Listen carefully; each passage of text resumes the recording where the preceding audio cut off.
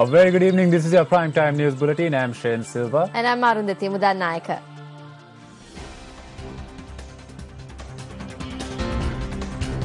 And I am Arundhati Fernando. Sacked policeman seizes Manila bus in hostage drama. And also a detailed look at the aftermath of Saturday's federal elections in Australia.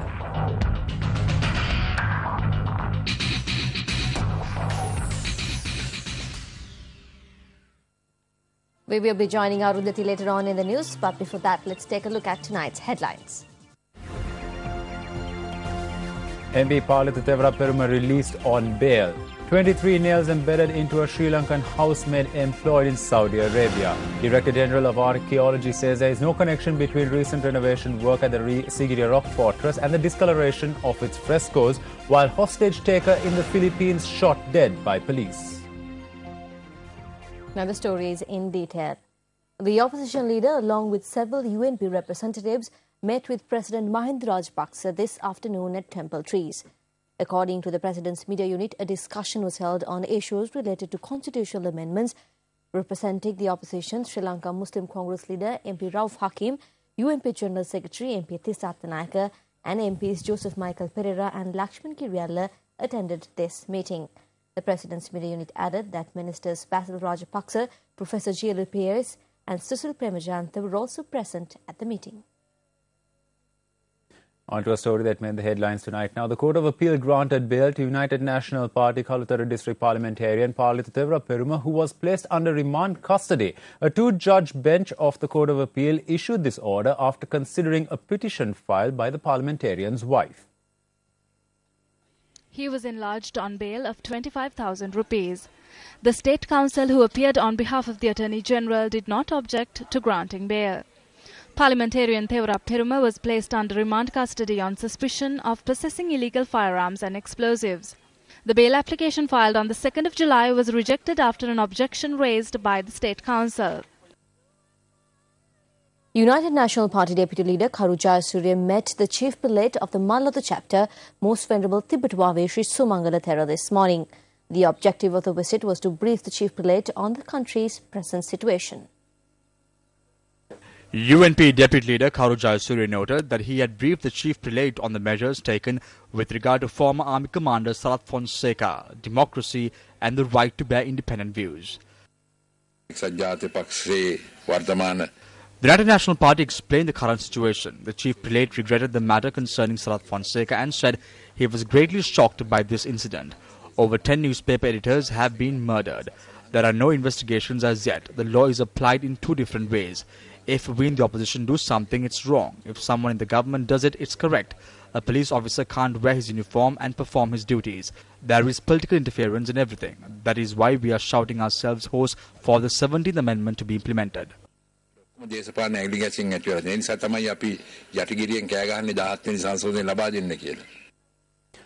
Sri Lankan migrant workers employed as housemaids in the Middle Eastern countries contribute immensely towards fortifying our foreign remittances, their stories are not always about finding greener pastures. Well, that's right, Shin. Although many Sri Lankan women have gone overseas with the hope of returning home in order to provide their families with a better tomorrow, we have reported numerous instances where these individuals have had to face tragic situations. This report is about a woman from Mathura who was employed as a housemaid in Saudi Arabia but had to return home with evidence that she was subject to inhumane treatment, the kind witnessed during medieval times. This is LP Aryavati. She is 50 years old. Aryavati is a resident of the Udadine village in Patuvit area in Tihagoda, Mathura. A mother of three, Aryavati sits on a bed at the Kamarupitiya Base Hospital in severe pain as a result of what she had to go through while employed in the Middle East. A gruesome discovery has revealed that there are 23 nails that have been embedded into Aryavati's body. According to Aryavati, she travelled to Saudi Arabia in March this year in order to be employed as a housemaid. She had even received a certified training for this purpose from the Foreign Employment Bureau. I took my Arabic book with me. When they wanted something, I checked my book and gave it to them, but they said it was not correct. They wouldn't let me sleep. When I went to sleep, they would wake me up and ask me to wash clothes. When I did that and went back to sleep, they would ask me to wash more clothes. The man and the woman put nails into me. They tried to cut my mouth and slash my throat with a knife. මේ රෙදි ටිකක් දාන හොදන්න කියලා. කොට මේ යකඩෙන් රජ් කළා ගෑනුවෙක් නෑ පිරිමියෙක් නෑ මේ ටිකට අතගොන කට කපන්න හදනෝ පිහියගෙන අල්ල බෙල්ල කපන්න හදනෝ. Aryavati states that eventually her employer used her own salary to send her back home. She returned home on Saturday and was admitted to the Kamarupete-based hospital last night.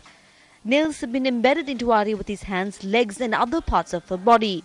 An X-ray confirms this fact. Doctors say that Aryavati has to be subjected to immediate surgery.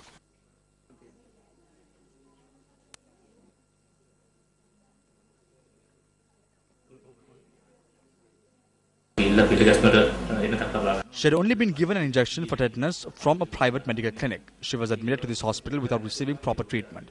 We have given antibiotics and painkillers.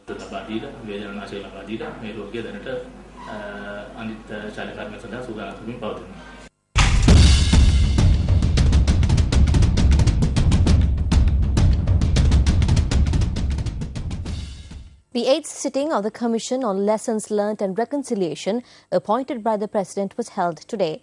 The sitting took place at the Lakshman Khadiragama Institute for International Relations and Strategic Studies.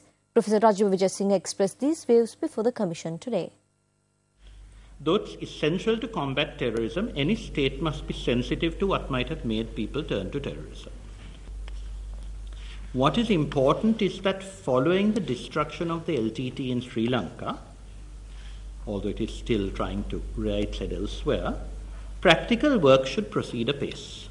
We have no excuse now to going slow. Mr. Wickramasinghe found himself totally enthralled to the LTT. Though he consoled himself with the idea that the international community, by which he meant the West, he had a very limited idea of what the international community meant, he thought the West would bail him out if the LTT went too far. But this showed complete ignorance of the way the world works.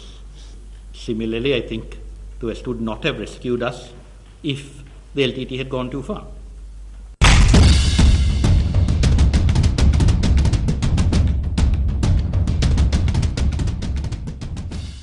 On to other local stories now. At a media briefing held today, Minister Susil Prema Jayantha stated that measures have been taken to hold the 59th annual convention of the Sri Lanka Freedom Party on the 2nd of September at Temple Trees under the patronage of President Mahinda Rajapaksa. Speaking at the occasion, Minister Anur Priyadarshana Yapa noted that Sri Lanka can be identified as an Asian country with a stable government.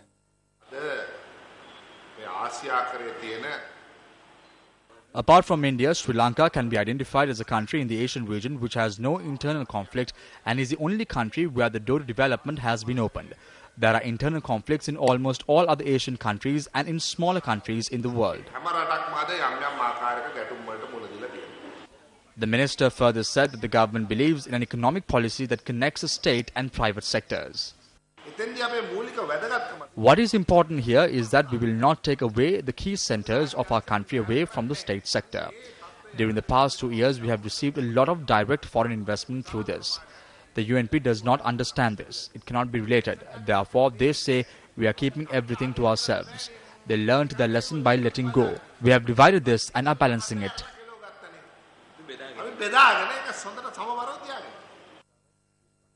Views were also expressed at the media briefing about the statement issued by Deputy Leader of the UNP Kharu Jayasuriya inviting all opposition parties to join hands against the government. In his statement, he talks about the political and economic situation of the country and also about various sectors including health and education. Based on a survey carried out by the Newsweek magazine last week, Sri Lanka was ranked number 66 out of 100 countries. However, in this zone, we rank very high. Therefore, we would like to tell Kharu Jayasuriya to speak out after taking into consideration the proper statistics and data. He crossed over to our side with 18 others in order to render his support for the success of the war. Now he has gone back alone and is the deputy leader. He came with 18 others but went back alone. After doing such a heroic act, he is asking others to rise up against the government. He himself accepts that the country was saved under the leadership of this government, and today he is issuing baseless statements.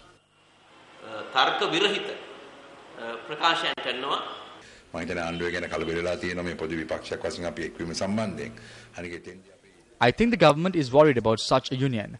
We have not invited anyone to join the UNP. We commented on the pressing problems in the country and controversies surrounding the decision on General Sarat Fonseca.